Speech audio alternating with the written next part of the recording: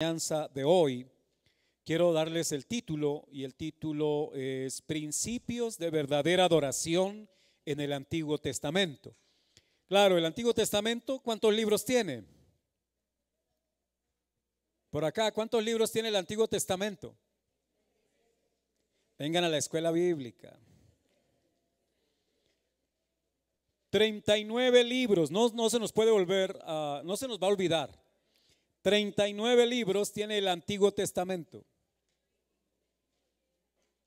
39. 27 el Nuevo Testamento. Pero hoy quiero hablar de solo algunos principios en algunas pequeñas porciones del Antiguo Testamento. El Antiguo Testamento tiene 39 libros en los cuales en cada libro hay principios de adoración, lo cual implicaría casi toda la vida estudiando estos principios. Como el tiempo no da sino para acercarnos, aproximarnos un poco, miraremos algunas citas bíblicas. Tenga en cuenta que cuando hablamos de adoración no estamos hablando de cantar solamente, no estamos hablando de alabarle, estamos hablando de entregar completamente la vida con todo lo que ésta implica en una rendición total al Señor Jesús. Quisiera recordar un poco lo del pacto matrimonial. Cuando una pareja llega al altar a unirse en pacto matrimonial, ¿sabe qué sucede en el aspecto de la pareja? Y es que cuando uno se casa, uno entrega el cuerpo a la otra persona. ¿No están de acuerdo? Uno entrega el cuerpo a la otra persona. La Biblia dice que ya no tiene uno potestad sobre su propio cuerpo, sino el cónyuge. Ahora, usted no puede, luego del pacto matrimonial, decir, no, es que yo le entrego los piecitos para que me los lave y me haga un masaje, pero no más. No, es entrega total o no hay entrega. ¿Me hago entender? Nos toca un día de estos hablar sobre el tema, porque genera probablemente cierta inquietud. La única forma de volverse uno con el otro es entregándose totalmente. Porque si usted se reserva algo, ya no pueden ser uno. No hay decimales acá. No hay cómo fraccionar esto. Y con el Señor el asunto es una entrega total al Señor. Hablando de la verdadera adoración. Por eso quiero invitarles, bajo esta idea, tomar Génesis capítulo 4, versículo 1 al 5. Vamos a mirar 2-3 citas bíblicas al comienzo para que ustedes las tengan separadas ahí en su Biblia y podamos explorar un poco y extraer los principios de verdadera adoración. Si usted se distrae, va a ser difícil poder coger el hilo, ¿no? Eso es como en las películas. Cuando uno se sienta a ver una película, debe estar concentrado, si no, no va a poder entender bien la película. Y hay películas un poco confusas. Y hay predicadores como yo bastante confusos. Entonces por eso es que yo a veces demando un poco la atención, no porque usted no sea hábil para coger los datos, sino porque a veces quien transmite no es muy hábil para exponerlos.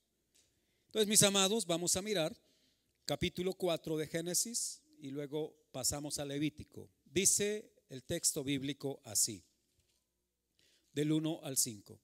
Conoció Adán a su mujer Eva, la cual concibió y dio a luz a Caín y dijo, por voluntad de Jehová he adquirido varón. Después de esto dio a luz a su hermano Abel, y Abel fue pastor de ovejas y Caín fue labrador de la tierra. Y aconteció que andando el tiempo, que Caín trajo del fruto de la tierra una ofrenda a Jehová, y Abel trajo también de los primogénitos de sus ovejas, de lo más gordo de ellas.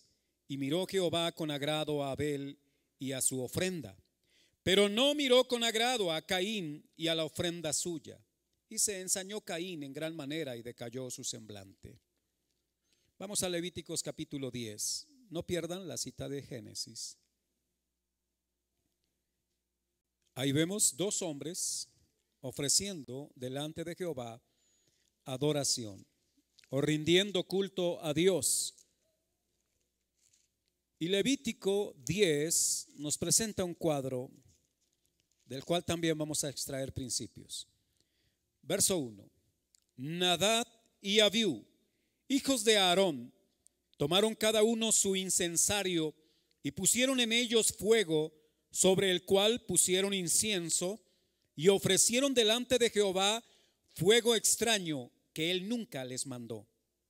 Y salió fuego de delante de Jehová y los quemó, y murieron delante de Jehová. Y veamos un tercer pasaje, segundo libro de Samuel.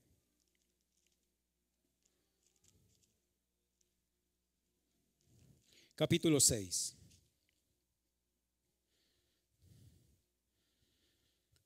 Del 1 en adelante dice: y David volvió a reunir a todos los escogidos de Israel, 30,000. Y se levantó David y partió de Baala de Judá con todo el pueblo que tenía consigo, para hacer pasar de allí el arca de Dios, sobre la cual era invocado el nombre de Jehová de los ejércitos, que mora entre los querubines. Y pusieron el arca de Dios sobre un carro nuevo, y la llevaron de la casa de Abinadab, que estaba en el collado, y Usa y Ahío, hijos de Abinadab, guiaban el carro nuevo. Y cuando llevaban de la casa de Abinadab, que estaba en el collado, con el arca de Dios, Ahío iba delante del arca. Y David y toda la casa de Israel danzaban delante de Jehová con toda clase de instrumento de madera de haya, con arpas, salterios, panderos, flautas y címbalos. Y cuando llegaron a la era de Nacón, Usa extendió su mano al arca de Dios y la sostuvo, porque los bueyes tropezaban. Y el furor de Jehová se encendió contra Usa y lo hirió allí Dios por aquella temeridad, y cayó allí muerto junto al arca de Dios. Amén.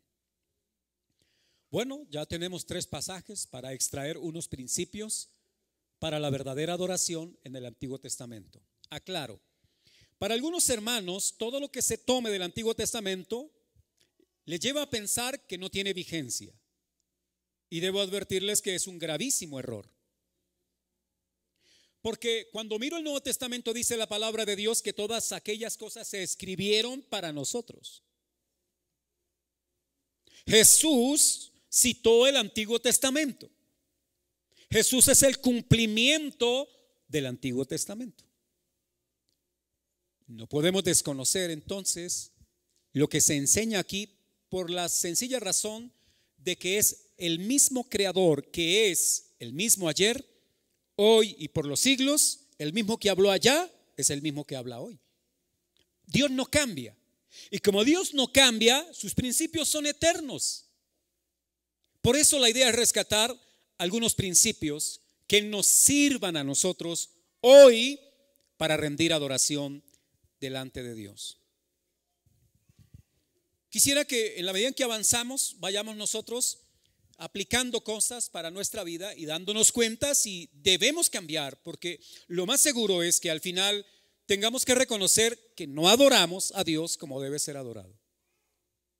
Y eso no es para salir desanimados, sino por el contrario, es Dios invitándonos a cambiar, a mejorar. Cuando uno va en la vida cristiana haciendo las mismas cosas año tras año, no hay un crecimiento.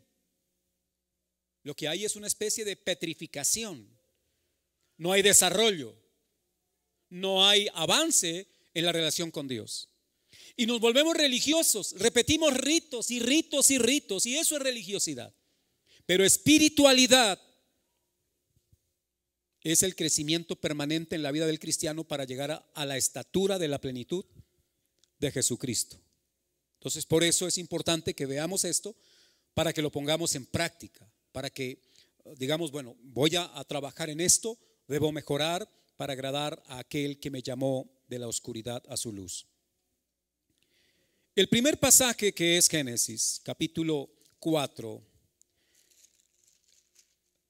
nos deja ver a nosotros que la inclinación de rendir adoración a Dios es desde el mismo comienzo de la humanidad. Adán y Eva fueron puestos en el Edén. Eran buenos hasta el día en que oyeron la voz del enemigo y transgredieron la ley de Dios. y Dios los echó del paraíso. Eso está ahí en el capítulo 3, ¿no? Dios los sacó del paraíso. Ellos quedaron desnudos luego que han pecado, o se dieron cuenta que estaban desnudos, porque a la verdad vivían desnudos. Era tanta la pureza de su mente que no había maldad.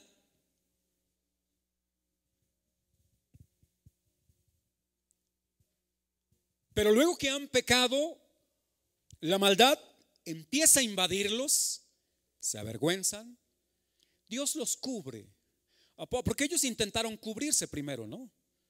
Ellos hicieron delantales con hojas de higuera. No sé qué tan bueno quede un delantal así, pero me imagino que tapaban poco. Dios se da cuenta de que la manera que el hombre quiere cubrir su pecado es insuficiente. Entonces Dios, dice la Biblia, que les hizo vestidos de pieles. Y aquí hay algo que el texto no lo dice abiertamente, pero por implicación debe entenderse que si hay una piel es porque hay un animal muerto. Sería terrible quitarle la piel al animal vivo, ¿verdad? Creo que Dios ha tomado algún animal, probablemente un cordero, y ha quitado las pieles de ese cordero sacrificado para cubrir ahora la vergüenza de Adán y Eva. Y luego ellos están fuera del Edén. Ahora, por un momento piensen en ese Adán y en esa Eva, que lo tenían todo. Pero luego de que han pecado, no tienen nada. Las personas que han vivido la experiencia de tener muchos recursos y un día cualquiera amanecer quebrados totalmente, o mejor, por seguramente cuestiones de pecado, de vicios, han derrochado todo su patrimonio y han quedado ahora en la calle.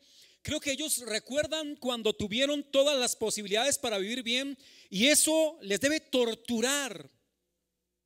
Eso les debe generar mucho dolor por dentro, porque lo tuvieron todo y ahora no tienen nada. Puede imaginarse a Adán y a Eva tratando de volver otra vez como a acercarse a Dios para ver si hay posibilidad de recuperar el Edén. Porque cuando uno pierde algo, lo que hace es intentar recuperarlo. Cuando uno valora eso que perdió. Y ahora ellos han valorado el Edén, pero están fuera del Edén. Dios los ha echado de su presencia. Y aquí viene el caso de Abel y Caín. Ellos van a ofrecer a Jehová. ¿De dónde salió la idea de ofrecer a Dios por parte de Abel y Caín, sino de la enseñanza de su padre y de su madre, quienes recuerdan la comunión con Dios y ahora viven la enemistad con Dios, el alejamiento que tienen con su creador y la tortura que hay de vivir alejados de Dios? Entonces es muy probable que Adán y Eva les enseñaron quién era Dios, porque ellos no le conocían. Adán y Eva sí le conocieron, sí tuvieron comunión con Dios, pero estos hijos no. Y debe ser por enseñanza de los padres. Y quiero mostrar lo siguiente en este primer punto, y es que solo la adoración que se ofrece por la fe es verdadera adoración. Solo la adoración que se ofrece por la fe es verdadera adoración. Si usted viene domingo tras domingo y en la semana de lunes a sábado vive una vida cristiana no movido por la fe, sino solamente por la tradición y la costumbre, no hay nada agradable ante los ojos de Dios. Y lo primero que es importante acá es el asunto de fe, y voy a intentar explicar dentro de este contexto la idea de la fe. Ahora, dice el versículo 2, el primero dice que conoció a Adán a su mujer Eva. Entiéndase ahí que la palabra conocer significa que tuvieron intimidad, ¿no? Porque quizá algunos dicen, uy, ¿cómo así? Vivían en el Edén y no se conocían. Ese Adán no conocía a Eva y ahora después de la caída es que la conoció. No, aquí la expresión conocer significa tuvo intimidad con Eva. Y producto de la intimidad, la señora Eva quedó embarazada. Y cuando tiene a su hijo, ella exclamó y dijo, por voluntad de Jehová he adquirido varón. Luego esto me deja a mí ver que hay una inclinación de espiritualidad en Eva. Eva reconoce que es Dios quien le ha concedido el privilegio de ser madre. Eva le coloca Caín. Yo estoy seguro que ninguno de los hermanos acá colocará Caín a su hijo. Este año tendremos probablemente algunos bebés en la congregación. No sé si alguna de las hermanas que están embarazadas estén pensando en nombrar a su hijo Caín, porque si es así, preferirían dejarlo solo, sin hermanito. Ya estoy echando broma, ¿no? El asunto es que, pero el nombre Caín, que para nosotros representa lo malo, Caín significa por voluntad de Jehová he adquirido varón. Es una frase de gratitud, de reconocimiento de que es Dios obrando. Y muy seguramente Eva aspira con esto de tener un hijo ahora a encontrar razones para el acercamiento a Dios, y ella está bendiciendo a Dios con esta frase. Pero luego dice la Biblia también, y después dio a luz a su hermano Abel. No sabemos aquí en el pasaje, aunque sí hay significado para el nombre Abel, no lo menciona acá, pero la Biblia dice, y Abel fue pastor de ovejas y Caín labrador de la tierra. O sea, dos muchachos. Ellos tuvieron más hijos, pero el relato bíblico se centra en ellos dos, ¿no? Algunos piensan que ellos no tuvieron más hijos. No, ellos tuvieron más hijos.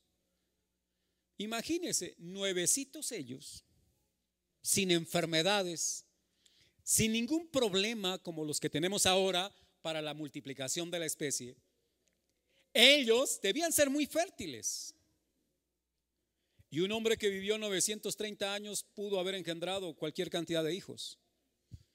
Y una señora que seguramente vivió un tiempo quizá parecido pudo haber parido muchísimos hijos. Y aquí el foco del relato bíblico está sobre Caín y sobre Abel. Ahora, tal vez los dos mayores, ¿no? Y el texto me deja ver lo siguiente.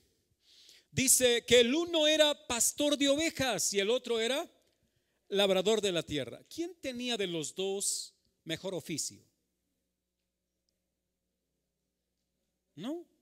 Los dos estaban haciendo algo correcto.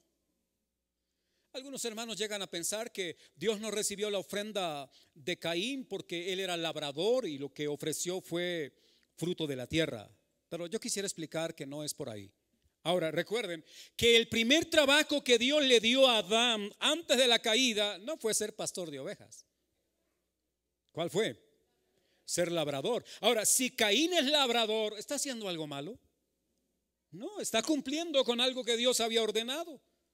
Y si antes de la caída el Edén, que no era hostil al hombre, había que labrarlo, pues ahora después de la caída el Edén, o mejor el lugar de la tierra donde fueron puestos ahora, la tierra iba a ser un poco difícil para ellos. Entonces había más razones para labrar la tierra. Y Caín es eso, un labrador de la tierra. Para algunos jóvenes es claro el término labrador de la tierra. Para algunos mayores decir labriego es claro, ¿no? El término labriego significa uno que labra la tierra, ¿ya? Labrador de la tierra, un agricultor. Eso era el señor Caín. El señor Abel era pastor de ovejas. Y creo que las cosas estaban bien hasta ahí. Uno agricultor, el otro pastor de ovejas. En la mesa de Caín y Abel, en la mesa de ellos, en la mesa de la familia de Adán, había proteína y habían verduras. O sea, la dieta era muy buena. Ya. Aunque el mundo de hoy apunta a aborrecer el consumo de carnes, ¿no? Estamos viviendo una época donde las nuevas generaciones no querrán comer carne. Les parece terrible matar una gallina para luego comerla, matar un ovejo o un cabro para luego comerlo, eso les parece terrible. Pero bueno, esa no es la idea acá. Ellos se alimentan bien, tienen unos oficios claros acá en el texto bíblico. Pero hay algo interesante en el versículo 3. Y andando, o mejor, y aconteció andando el tiempo. Esa expresión me pone a mí a pensar. O sea que han pasado muchos años y aconteció andando el tiempo.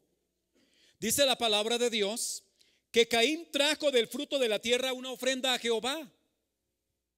Ahora, ¿sería la primera vez que Caín ofrece a Dios? Yo no creo. Y andando el tiempo, ese gerundio ahí, nos deja ver, amados hermanos, probablemente una práctica que la han hecho otras veces. Pero aquí hay un momento clave en la vida de estos dos hombres. Y es que andando el tiempo, con el pasar del tiempo, con el pasar de los años, Caín trajo una ofrenda a Jehová. Y el texto es preciso en la forma en que lo deja ver. Dice,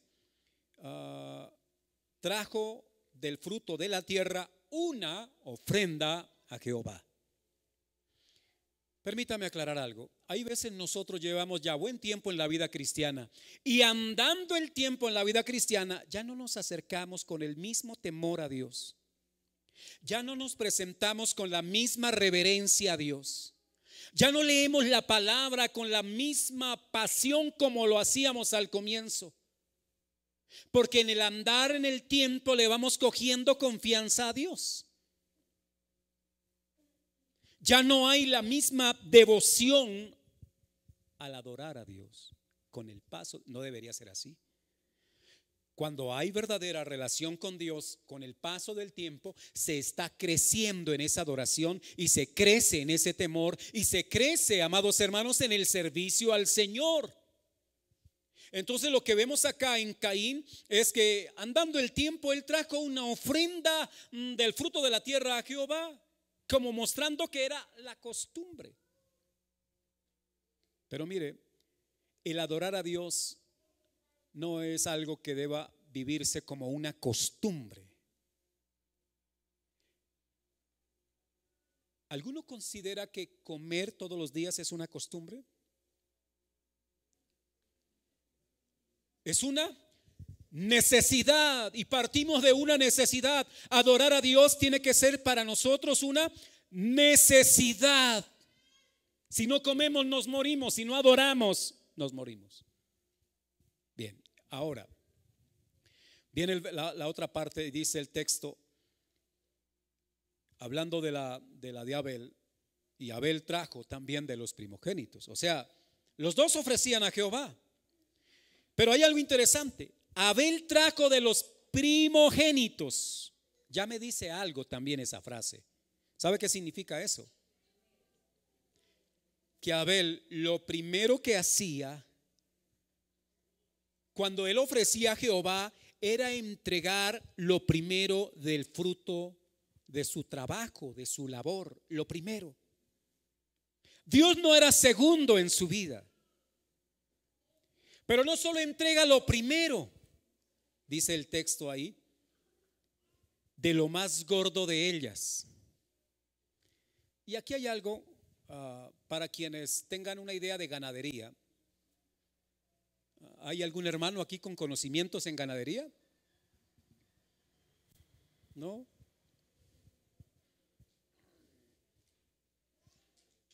Bueno, puro churrasco y toda esa es la ganadería que sabemos nosotros.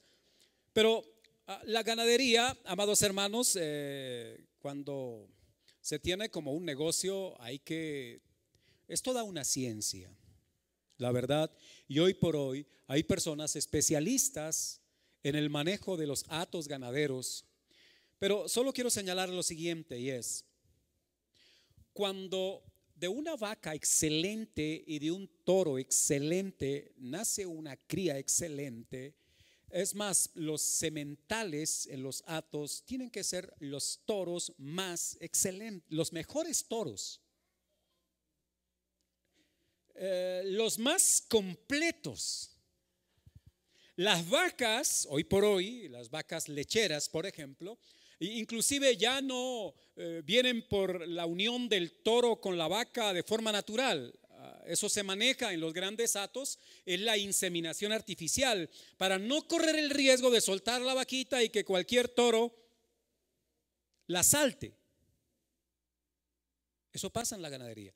Entonces, esas vacas excelentes tienen que ser inseminadas por semilla de toros excelentes. ¿Ya? Así pasa en el mundo de la ganadería. O sea, lo mejor es para la multiplicación del hato, lo mejor es para aumentar las riquezas, lo mejor es para aumentar la leche y la carne. Y si en esos hatos hay que sacrificar una res, ¿cuál creen que van a sacrificar?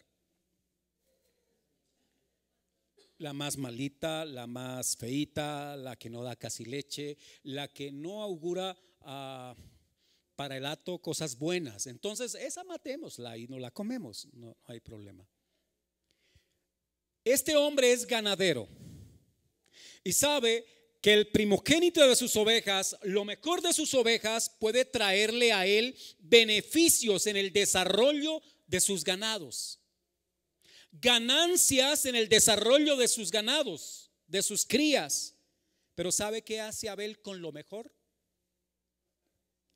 Lo aparta y se lo ofrece a Dios. Ahora, si se acercara un experto en ganadería de este tiempo, le diría: Abel, está haciendo mal, no se debe hacer así. Conserva el mejor toro, conserva el mejor cordero, el mejor carnero, para que su hato cada día esté mejorando. Pero Abel no confía en sus mejores machos cabríos, o mejor, en sus mejores carneros. Él no confía en lo excelente de estos ejemplares. A él no le importa que sea el ejemplar el que traiga beneficio a su hato. Para Abel, el beneficio de su finca, de su ganadería, viene de Dios. No sé si me estoy haciendo entender. O sea, si hay que sacrificar la gallina ponedora, ¿se dice ponedora? En el campo, ¿no? La gallina ponedora, hay que sacrificar del Señor. ¿Estamos de acuerdo hasta ahí, no? Bien, bueno, el asunto es que aquí hay un acto de fe en Abel. Abel entrega lo mejor a Dios. Y con esto quiero decirles que no estoy hablando solamente en términos materiales o económicos o financieros. Quiero decir que nosotros deberíamos siempre pensar, por ejemplo, pero si usted de los que se levanta y lo primero que hace es coger el celular para revisar el Facebook, no está entregando a Dios una verdadera adoración. Ya. Ahora, por acá la idea es, hermanos, necesitamos nosotros ubicar la adoración a Dios, los elementos que participan en la adoración a Dios en el primer lugar. No hay otra manera. Porque si no es así, a Dios no le estamos ofreciendo adoración verdadera. Mire, el señor Caín sabía que debía adorar, probablemente por la enseñanza de sus padres. Él era labrador de la tierra, no hay ningún pecado en eso, y ofreció de lo que cultivaba. El problema es que él llevó una ofrenda del fruto de la tierra para él. Yo quisiera pensar que muchas veces nosotros nos guardamos lo mejor para nosotros y vamos reservando lo mejor para nosotros. Y cuando hacemos eso, aunque ofrezcamos a Dios, el culto nos lo estamos rindiendo a nosotros mismos. El asunto de rendir culto a Dios va mucho más allá de cantar, va más allá de orar, va más allá, amados hermanos, de reunirnos. Aunque la de Abel sí lo tiene, pero lo tiene porque él en fe entrega lo mejor a Dios. La fe. La Biblia me muestra a mí que Ananías y Zafira, ¿recuerdan allá en el comienzo del Nuevo Testamento? Los hermanos estaban dando ofrendas voluntariamente, nadie les estaba diciendo que las diera, pero el Espíritu Santo estaba moviendo el corazón de ellos para hacerlo.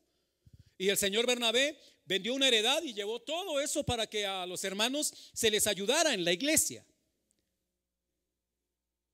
Pero había una pareja, Ananías y Zafira. Ellos también vendieron una heredad. Yo no sé cuánto fue el precio de la heredad, la Biblia no le da importancia a la cantidad. Pero pasó algo. Llevaron una ofrenda de eso al templo. Mejor, a donde estaba Pedro. A los apóstoles llevaron una ofrenda. Pero él no estaba llevando la totalidad, que era lo que había propuesto en su corazón. O sea, cuando él tuvo el deseo en el corazón, estaba bien. Él dijo: daremos la ofrenda a los apóstoles del total de la heredad. Pero cuando recibieron el monto, pensaron ellos que eso era mucho. Y entonces decidieron tomar para ellos. Y cuando tomaron para ellos, habiendo propuesto en el corazón dedicar a Jehová Dios, ellos están ahora hurtando. No sé si me estoy haciendo entender. ¿Por qué están hurtando? Porque en lo que Dios puso en el corazón de ellos era todo, pero ellos se retienen para sí. Y ya sabemos el final de esa historia. El final de esa historia es que no agradaron a Dios. ¿Sabe por qué no? Porque no dieron con fe. El que tiene fe no escatima. El que tiene fe no es, en el lenguaje nuestro no es prudente. Porque perdónenme, los actos de fe son actos imprudentes según la mente del hombre natural. ¿Me hago entender? La viuda tenía 2 dracmas. Ahora, ¿creen ustedes que fue prudente por parte de la viuda entregar las 2 dracmas sin tener nada más? Humanamente no era prudente. Pero ella agradó al Señor porque fue un acto de fe. Ahora, cuando usted, por ejemplo, decide sacar un día a la semana para ofrecerlo a Dios en la oración, en el estudio de la palabra, y dice: voy a sacar tal día para ofrecerlo al Señor, y lo hace en fe, pero alguien le va a decir: bueno, y lo que gana en ese día lo va a perder. Y usted dirá: oh sí, de pronto me quedo sin dinero, y deja de actuar con fe. El que actúa en fe sabe que finalmente Dios es su proveedor. Ahora voy a decir esto: cuando Dios ordenó para el pueblo de Israel, y ya principios que se encuentran en el Génesis, es que había que trabajar 6 días y el séptimo no trabajarlo, porque con 6 días es suficiente y el otro día no es para dormir hasta tarde, porque el séptimo día no es para quedarme en casa lavando los platos ni fregando el piso, porque el otro día, el día que Dios ordenó, es para que se le dedique a Él en alabanza, en honor y en gloria a Él. Así lo estableció Dios. Por eso era que era castigado con pena de muerte en Israel a quien violaba esa ley. Y usted dirá: bueno, ¿y por qué Dios no siguió matando a la gente? Porque ya no habría gente. Ya, entonces Dios prefirió matar a su propio hijo en la cruz para podernos salvar de nuestras desobediencias. Mi hermano Duván.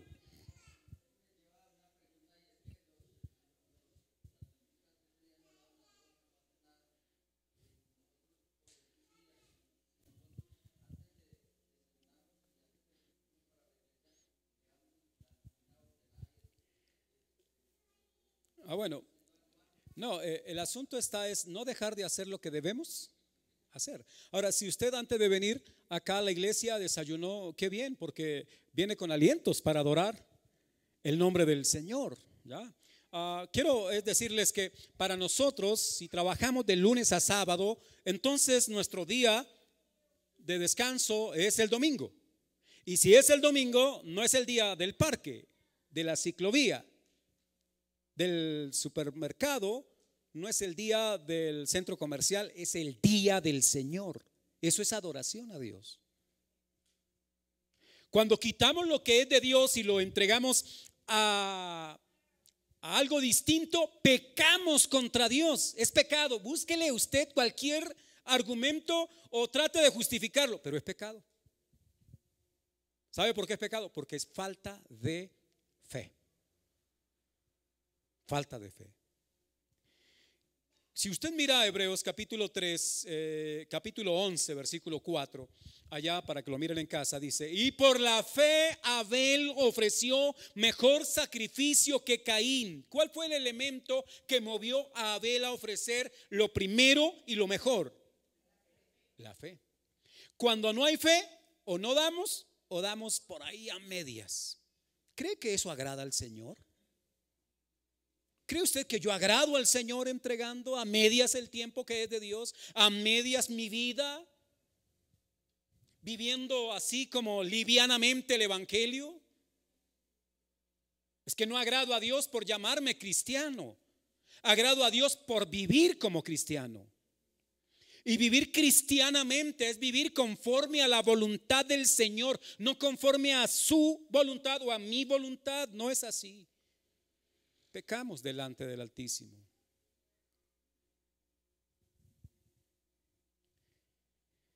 Bien, ¿sabe qué pasó? Dice el versículo 4 al final: y miró Jehová con agrado a Abel y a su ofrenda, porque sin fe es, repítanlo, ustedes lo saben, ¿verdad? Sin fe es imposible. Cualquier cosa que hagamos, aunque aparentemente sea buena, pero si no es producto de la fe y no estamos movidos por la fe en Jesucristo, entonces es imposible. Ni siquiera dice difícil. Dice que es imposible agradar a Dios. Pero debo pasar al caso de Levíticos. En el 5 dice: y no miró con agrado a Caín ni a la ofrenda suya. O sea, Dios no se agradó. Pero estaba ofreciendo. Uno cualquiera podría decir: pero la intención vale.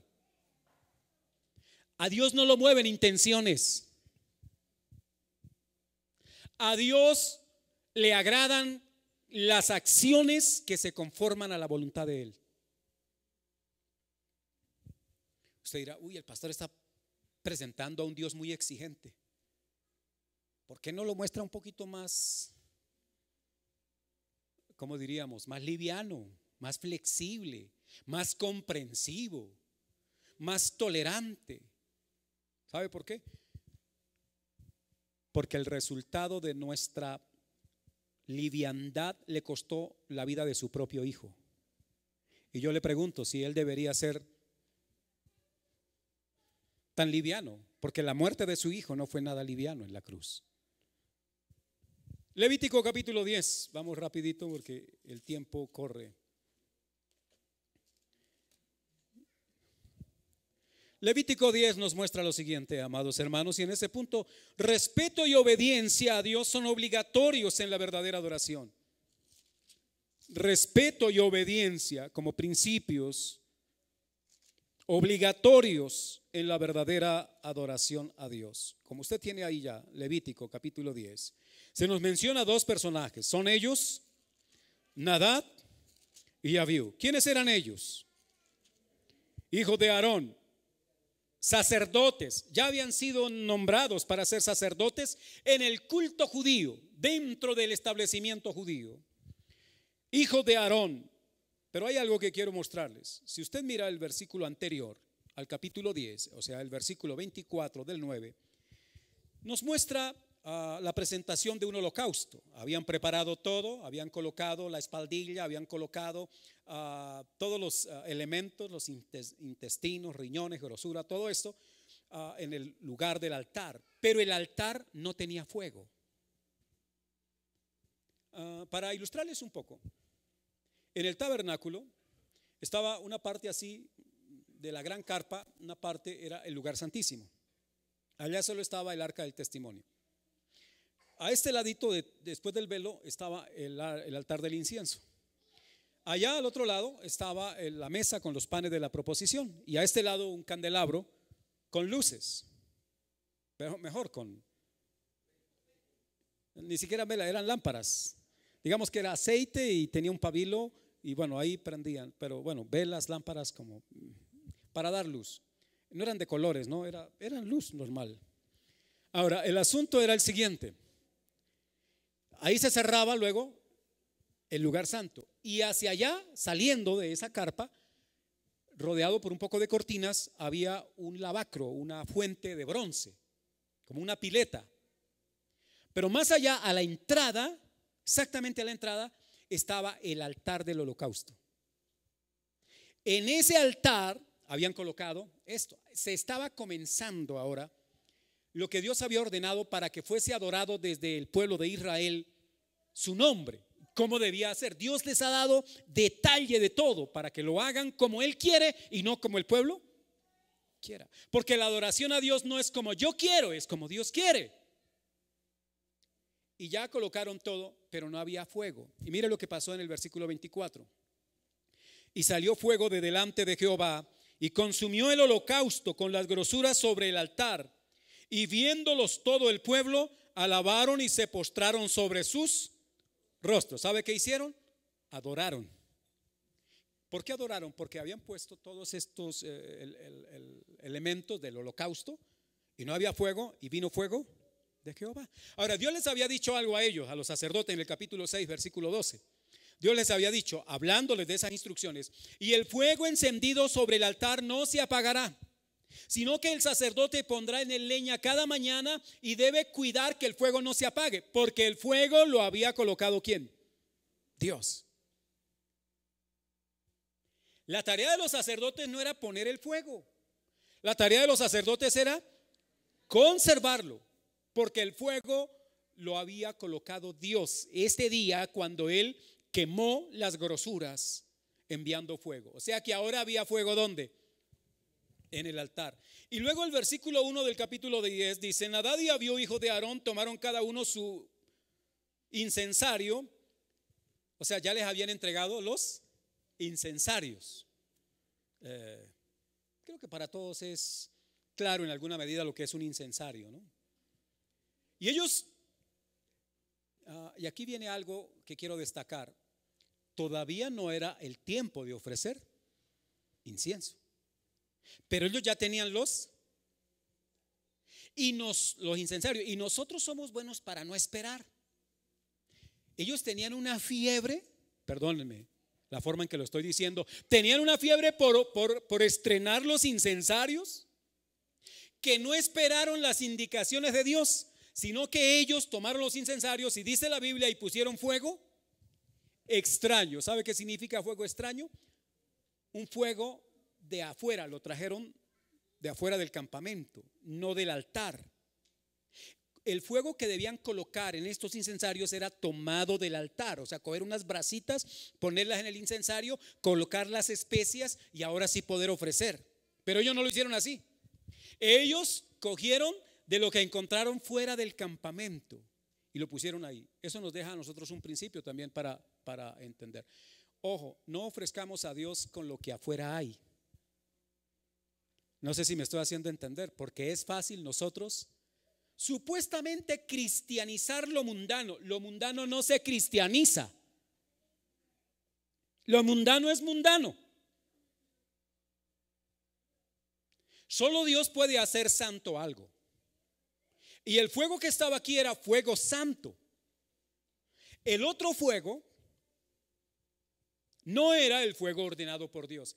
Y ahora yo les pregunto honestamente, piensen en ese instante, los dos muchachos, bueno, ya dos señores, vienen ahora todos felices con sus incensarios, vienen ya echando humo, ya viene oliendo a rico, ¿verdad? Y están incensando así delante de Jehová. Ellos habían tomado probablemente fuego desde sus carpas allá afuera. No le vieron problema coger los fósforos. En esa época no lo habían, pero no sé, creo que eran piedras o algo así con los que iniciaban el fuego. Y entonces de allá prendieron ellos el fuego y se vinieron felices. Y cuando entraron en la presencia de Jehová, la Biblia dice que salió fuego delante de Jehová y los quemó. Les pregunto, ¿severo Dios? Por este lado, ¿piensan ustedes que Dios es severo? ¿No cree que se le fue la mano a Dios?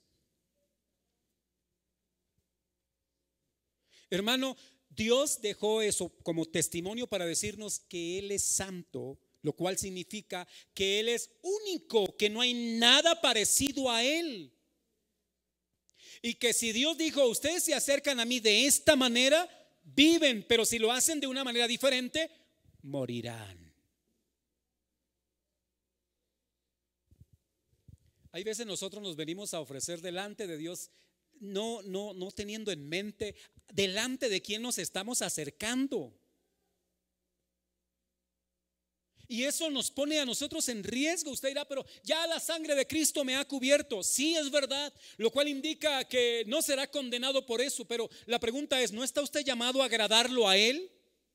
Antes que desagradarlo. Aquí nos reunimos para agradar al Señor, no para agradarnos a nosotros mismos, no para agradar al pastor o a los líderes. Aquí vinimos hoy a agradar al que nos llamó desde las tinieblas a su gloriosa luz, para que contemos sus maravillas. La idea es agradarlo a Él. Ahora, Dios nos está viendo el día domingo cuando nos levantamos. Dios nos está viendo las ganas que tenemos de levantarnos para venir a adorarle, o la pereza.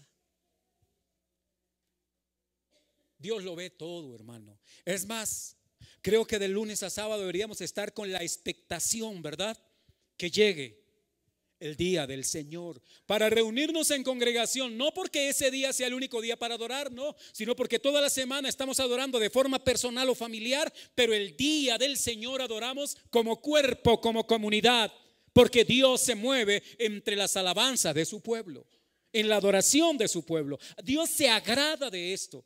Bien citaba Libaniel el Salmo 133. ¿Qué dice el Salmo 133? Mirad cuán bueno y cuán delicioso es habitar los hermanos juntos en armonía. Y está hablando de la comunión, está hablando de la congregación. Pero Nadab y Abiú tomaron fuego extraño, y aunque no nos parezca a nosotros tan grave, quiero decir que Dios sí nos dice gravísimo. Y es tan grave el asunto que Dios ejecutó pena capital para estos dos sacerdotes ministros suyos. Pero yo quisiera que usted vaya a Levítico 16 para comprobar algo acá. Levítico 16 dice la palabra de Dios así: habló Jehová a Moisés después de la muerte de los dos hijos de Aarón. O sea, después de que estos dos han muerto, habló Jehová a Moisés y le dijo algo así. Y dijo Jehová a Moisés: di a Aarón tu hermano que no en todo tiempo entren en el santuario detrás del velo delante del propiciatorio que está sobre el arca, para que no muera, porque yo apareceré en la nube sobre el propiciatorio. Lo cual nos deja ver acá es que ellos todavía no habían sido invitados a ofrecer. Es después de que mueren que Dios sigue dándoles instrucciones de cómo es que lo deben hacer. Eso nos muestra que los muchachos se precipitaron. Hermano, delante de Dios debe haber diligencia en la obediencia antes que en cualquier otra cosa, que estemos prestos a obedecer. Estos murieron por entregar una adoración no conforme a la voluntad de Dios, sino porque ofrecieron. Eran sacerdotes, ellos dijeron: no, somos sacerdotes. Tenemos ahí, como dirían en el argot popular, vara con el rey. Delante de Dios, uno solo tiene credencial para estar permanentemente delante de su presencia, y es su Hijo Jesucristo. Es el único que puede estar allá para interceder. Del resto, usted y yo, amados hermanos, solo por la misericordia de Dios podemos acercarnos para ofrecer como debe ser. En fe se ofrece lo mejor. En fe se agrada a Dios. Sin fe es imposible agradarlo. Pero aquí, obediencia y respeto. Si Dios no ha dicho háganlo, no hay que hacerlo. Si Dios dijo háganlo, hay que hacerlo, porque es desobediencia no hacerlo y una falta de respeto adelantarnos a las instrucciones que Él tiene.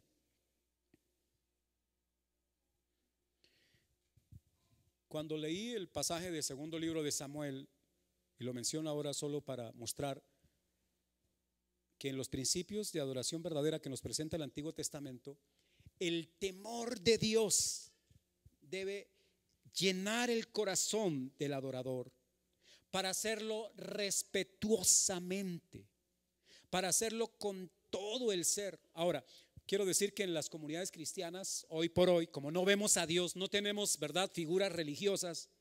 Cuando yo entraba a la iglesia católica, uno caminaba por los pasillos y tenía no sé cuántos pares de ojos mirándolo a uno, ¿verdad? Y allá al frente estaba María Santísima y el crucifijo, y uno se sentía por todo lado vigilado, uno se sentía observado. Pero uno llega a la iglesia católica y entonces, perdón, a la iglesia cristiana, y no es así. Mire, cuando se inicia el acto de adoración, deberíamos de estar todos en eso, en adoración. No preguntándole al otro, ¿sabe la clave del wifi de la iglesia? Para que mientras el pastor, un poco confuso, ¿verdad?, diserta, yo aquí me pongo al día. ¿Sabe qué es eso? Irreverencia ante el Todopoderoso. Irreverencia. No importa que aquí estén los hermanos cantando o esté un líder predicando, no importa. Eso no es, a ellos no es el respeto es a Dios. Ahora, que usted pueda llegar a tiempo a decir, bueno, creo que debo llegar a tiempo para usar los baños de la iglesia, porque a ratos la vejiga nos mueve a salirnos. Está bien los niños, con los niños vaya y venga, y eso hay que irles enseñando. Pero los adultos, a no ser que tengamos algún problema de incontinencia y nos toque salir, Dios sabe eso, Dios lo conoce eso. Pero si es por escapar, porque está aburrida la predicación y quiero escapar, no está bien, no adoramos a Dios. Es más, cuando le suceda eso, póngase de rodillas y dígale: Señor, perdona a este hombre que está hablando todo eso. Si usted cree que no se está hablando conforme a la palabra de Dios, pero yo quiero mostrarles a un Dios santo. Usted dirá, pero lo está mostrando muy severo. ¿No es un Dios de amor? El problema es que hoy por hoy solo se presenta al Dios de amor, y bajo la idea del Dios de amor es un Dios tolerante, que no dice nada y que se aguanta todo. No, Dios es el mismo de allá, el mismo hoy. Y usted dirá, ¿y por qué no ejecuta? ¿Por qué no manda así un? ¿Sabe por qué? Porque Él es lento para la ira y grande en misericordia. Usted dice, ¿y por qué no tuvo allá? No, es que eso nos lo dejó para advertirnos y para decirnos, mire lo que produce hacer esto. Y si yo no lo hago con usted, es porque tengo gran misericordia contigo. Cierro con Usa. David ese día subió el arca en un carro nuevo. David mandó a construir el carro nuevo. Ahora, si usted revisa el primer libro de Samuel capítulo 6, la idea del carro nuevo fue una idea de los brujos filisteos. O sea, eso fue una idea filistea para ellos devolver el arca. Los filisteos habían tomado el arca y la tenían en su territorio, y la gente empezó a enfermar. Le empezaron a salir tumores, y la tierra fue invadida por ratones y todo eso. Eso no quiere decir que si en su casa aparece por ahí un ratón es porque usted está actuando no. Pero ¿qué pasó, hermanos? Pasó lo siguiente: los sabios filisteos dijeron, no, hay que devolver el arca, no podemos quedarnos con ella. Y la devolvieron con tumores de oro, la devolvieron con ratones de oro. O sea, tuvieron que pagar, tuvieron que retribuirle a Dios. Y la devolvieron con unas vacas, y las vacas solitas llevaron el arca de Dios. Las vacas tenían becerros. ¿Saben ustedes una cosa? La vaca no abandona su becerro. Pero ese día las vacas que tenían becerros pequeños fueron las que amarraron ese carro nuevo que mandaron a construir los sabios filisteos. Y de forma providencial, soberana, Dios guió a las vacas. Iban bramando porque iban abandonando ¿a quién? A sus crías. Y las vaquitas iban bramando, abandonando a sus crías, y nadie las iba guiando. Solo Dios iba guiando las vacas. Llegaron a cierto lugar y a las vacas las cogieron, las mataron y las ofrecieron en sacrificio a Jehová. Ya. Pero hay algo. David, cuando quiso traer el arca de la casa de Abinadab a Jerusalén, él dijo, pues en un carro nuevo. La idea es buena. Pero 400 años atrás, Dios, si ustedes miran en números, había dicho a los coatitas, capítulo 4, los coatitas tenían que cargar, el arca era una caja de madera cubierta de oro, tenía unos anillos, y por esos anillos pasaban unas varas. Ahora, ¿sabe para qué eran las varas? Para poner los hombros, o sea que eso quedaba sobre los hombros de los, algo así como llevan los pasos en Semana Santa, ¿no? Solo que eran cuatro los que llevaban esto. Y ese día estaba Usa y Ahío, que eran coatitas, hijos de Abinadab. A ellos expresamente la ley les decía, cuando ya esté el arca cubierta, porque ellos no la podían ver, cuando esté cubierta, ahora llegan ustedes como coatitas y la cargan sobre los hombros. Dios dejó expresamente en su palabra que debía ser cargada sobre los hombros. Pero David, el dulce cantor de Israel,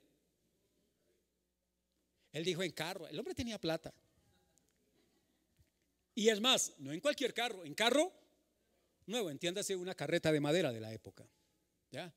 Ahora, subieron el arca ahí. Había escogido lo mejor, 30 y no sé cuántos miles, ¿verdad? Para llevar el arca. Una fiesta, un carnaval impresionante. Tocaron instrumentos todo lo que sonaba servía de instrumentos. Era un día especial. Subieron el arca en el carro nuevo. Comenzaron a marchar y sonaron los instrumentos y todo el pueblo danzaba. Eso dice el texto bíblico. Pero cuando llegaron a la era de Nacón, o sea, como a la finquita de Nacón, los bueyes tropezaron. Hasta ahí, durante tanto tiempo, cargada a hombros de los coatitas, ningún coatita había tropezado. Y eso que los hombres no tenemos sino 2 extremidades. Y ahora la llevaban bueyes que tienen 4 extremidades. O sea, iba más segura aparentemente con los bueyes. Pero Dios hizo tropezar los bueyes. ¿Sabe por qué razón? Porque Dios hará tropezar todo aquello que no es conforme al modelo que Él estableció. Porque Dios no se agrada que nosotros nos pongamos a inventar. No hay que inventar. El protocolo de la adoración está en la palabra y debemos vivirlo conforme a la palabra, aunque estemos en el siglo XXI.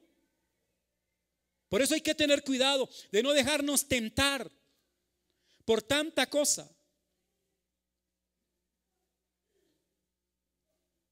Tropezaron los bueyes y el arca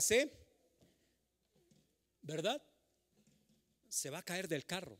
¿Qué hace Usa? Si usted hubiera estado ahí, usted sería el muerto. Ahora, quizá uno está por instinto, uno actúa. Y claro, él iba probablemente al lado del arca. Usa iba Ahío iba adelante, Usa iba al lado. Y cuando el arca va hacia la tierra, aparece Usa como un héroe, ¿verdad? Para detener que el arca se caiga. Buena intención de Usa. Pero tanto Usa como el rey y todo el pueblo estaba en desobediencia delante de Dios. Y Usa cayó muerto de inmediato. Fue fulminado por Dios. David se enojó. La fiesta se acabó. Porque a Dios no lo mueven ni las danzas ni los instrumentos, a Dios no lo mueven los cantos. A Dios le agrada que se obedezca su palabra y que las cosas sean hechas conforme a su voluntad. Hay hermanos que dicen, hermano, el domingo voy a la iglesia si es voluntad de Dios. Uno a veces se queda pensando, pero si Él lo ordenó, ¿ya está expresada la voluntad de Dios? ¿Qué tal que usted diga, mañana oro si es voluntad de Dios? Cuando Él dijo, orad sin cesar. Hay cosas que están ya expresadas. Tocó el arca y murió. Cierro diciendo, respetemos a Dios, obedezcámoslo. Nosotros no asistimos a los templos a un espectáculo, créanme. Y también Libaniel citó estas palabras de: usted no viene como espectador, porque aquí no venimos a ver cuál es el espectáculo de hoy. Mire, si uno de los muchachos que tocan instrumentos se equivoca, no pasa nada. Quiero decir que ellos no lo hacen por equivocarse. Pero si usted está concentrado adorando a Dios, ni siquiera cuenta se da. Si se apaga la luz y no suena el micrófono, la iglesia debe seguir en ese ofrecimiento a Dios. Y algunos dirán: siempre es lo mismo el culto del domingo. ¿Por qué no le meten esto? ¿Por qué no le ponen aquello? ¿Por qué no le traen? Por temor y respeto al Dios de la gloria. Hay hermanos que podrían decir: no, pero si esto fuera más alegre. Ese día el pueblo estaba muy alegre, y después, al final, hay mucha tristeza. Acerquémonos a Dios temerosamente, para que su nombre sea exaltado, pero sobre todo, acerquémonos en fe. Puestos en pie, por favor.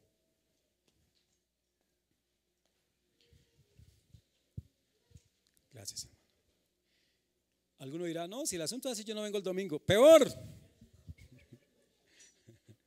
porque lo que estamos diciendo es que este año sea un año para obedecer al Señor, un año para realmente comprometidos con Él, ser santos, ser íntegros, ser rectos, y dejar tanta excusa y tanta justificación.